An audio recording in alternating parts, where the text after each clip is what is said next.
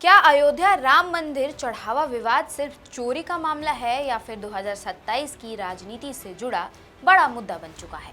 क्या करोड़ों श्रद्धालुओं की आस्था से जुड़े इस मामले का असर उत्तर प्रदेश की सियासत पर पड़ेगा? और सबसे बड़ा सवाल, क्या जांच के बाद सिर्फ छोटे चेहरे सामने आएंगे या फिर इसके पीछे कोई बड़ा नेटवर्क भी उजागर होगा? क्योंकि अयोध्या में राम मंदिर से जुड़े चढ़ावे की कथित चोरी का मामला अब सिर्फ एक जांच तक सीमित नहीं रह गया है। यह मामला आस्था, भरोसे और राजनीति के बीच में एक बड़ा सवाल बनकर खड़ा हो गया है। जिस मंदिर को करोड़ों लोगों की श्रद्धा का केंद्र माना जाता है, वहां चढ़ावे से जुड़े आरोपों ने हर किसी को सोचने पर मजबूर कर दिया है। एक तरफ जांच एजेंसियां सबूत जुटाने में लगी हैं, दूसरी तरफ विपक्ष इसे सरकार पर हमला करने का बड़ा हथियार बना चुका है। वहीं सत्ता पक्ष का कहना है कि दोषियों को भी किसी भी कीमत पर बख्शा नहीं जाएगा। आखिर क्या है पूरा मामला, कैसे खुला यह विवाद, एसआईटी जांच में अब तक क्या सामने आया और 2027 के चुनाव से पहले क्या यह मुद्दा यूपी की राजनीति को बदल सकता है? आइए जानते हैं पूरी कहानी। नमस्कार, आप देख रहे हैं राष्ट्रवाणी और मैं हूं आपके साथ शालिनी सिंह। अयोध्या वह नगरी जहां भगवान राम की जन्मभूमि को लेकर सदियों तक संघर्ष चला और लंबे इंतजार के बाद भव्य राम मंदिर का निर्माण हुआ। करोड़ों श्रद्धालुओं की भावनाएं इस मंदिर से जुड़ी हुई हैं। देश विदेश से लोग यहां दर्शन के लिए पहुंचते हैं और अपनी श्रद्धा के अनुसार दान भी करते हैं। लेकिन अब इसी मंदिर के चढ़ावे से जुड़ा विवाद पूरे प्रदेश में चर्चा का विषय बना हुआ है। आरोप है कि मंदिर में आने वाले चढ़ावे में गड़बड़ी की गई है। मामला सामने आने के बाद जांच शुरू हुई और धीरे धीरे यह राजनीतिक मुद्दा बन गया। बताया जा रहा है कि इस मामले की शुरुआत 6 जून को हुई, जब समाजवादी पार्टी के नेता और पूर्व मंत्री पवन पांडे ने चढ़ावे में चोरी का आरोप लगाते हुए सवाल उठाए। शुरुआत में इसे लेकर अलग अलग प्रतिक्रियाएं सामने आई, लेकिन मामला तब और बड़ा हो गया जब बीजेपी के स्थानीय नेता डॉक्टर रजनीश सिंह ने प्रधानमंत्री को पत्र लिखकर उच्च स्तरीय जांच की मांग की। इस चोरी की घटना को लेकर योगी आदित्यनाथ ने भी साफ तौर पर कहा कि किसी भी कीमत पर आरोपी को बख्शा नहीं जाएगा। मैंने कहा भी था, मैं 19 जून को अयोध्या के दौरे पे था।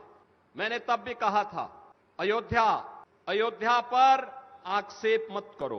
प्रभु श्री राम की मर्यादा का पालन करना सीखो। और अयोध्या के बारे में जो कदपे समाचार मिल रहे थे, हमने कहा था एसआईटी गठित की गई है। एसआईटी की रिपोर्ट आने के साथ ही हमारी कार्रवाई भी प्रारंभ हो जाएगी।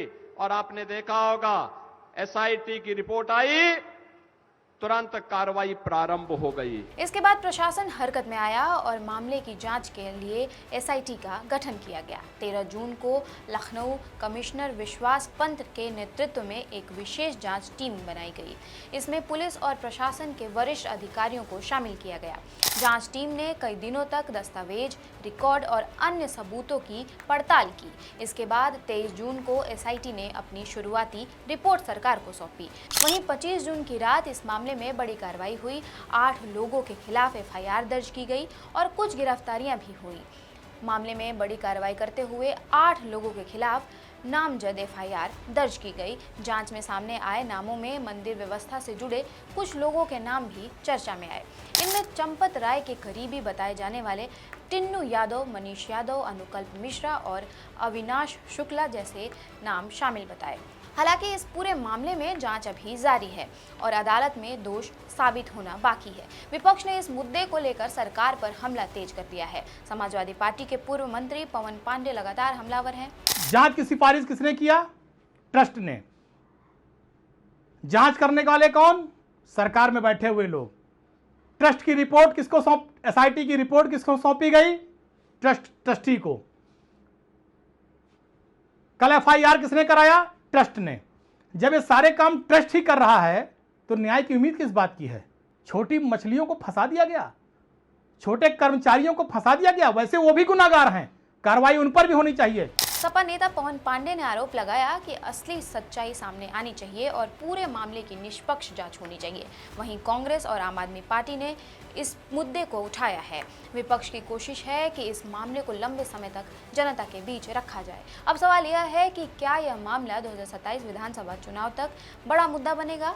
राजनीति में कोई भी मुद्दा तभी बड़ा बनता है जब जनता उसे लंबे समय तक महसूस करती है। अगर विपक्ष इस मामले को लगातार उठाता रहा तो यह सरकार के लिए चुनौती बन सकता है। लेकिन अगर सरकार तेजी से जांच पूरी कर दोषियों पर कार्रवाई करती रही तो नुकसान को कम किया जा सकता है। बीजेपी के लिए यह मुद्दा इसलिए भी संवेदनशील है क्योंकि राम मंदिर हमेशा से उसकी राजनीति के केंद्र में रहा है। करोड़ों लोगों की आस्था से जुड़े इस विषय पर कोई भी विवाद राजनीतिक असर डाल सकता है। लेकिन लोकतंत्र में सबसे महत्वपूर्ण चीज है निष्पक्ष जांच। किसी भी आरोप का फैसला सिर्फ आरोपों से नहीं बल्कि सबूतों के आधार पर होता है। कानून की प्रक्रिया ही तय करेगी कि सच क्या है और दोषी कौन है। यह मामला सिर्फ मंदिर या राजनीति का नहीं है बल्कि विश्वास का भी है। जब लोग अपनी श्रद्धा से किसी स्थान पर दान करते हैं तो उनके मन में भरोसा होता है कि उनकी आस्था का सम्मान होगा।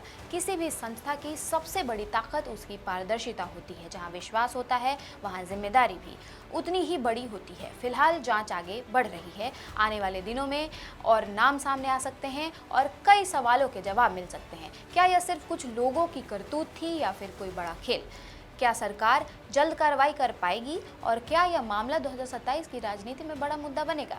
इन सभी सवालों का जवाब आने वाला समय देगा। लेकिन एक बात तय है, आस्था से जुड़े मामलों में जनता सिर्फ कार्रवाई नहीं बल्कि पूरी सच्चाई चाहती है। आपकी राय क्या है? क्या ऐसे मामलों में जांच पूरी होने तक इंतजार करना चाहिए या राजनीतिक जवाबदेही भी तय होनी चाहिए? अपनी राय कमेंट बॉक्स में ज़रूर बताएं। साथ ही चैनल को सब्सक्राइब और लाइक करना ना भूलें। धन्यवाद।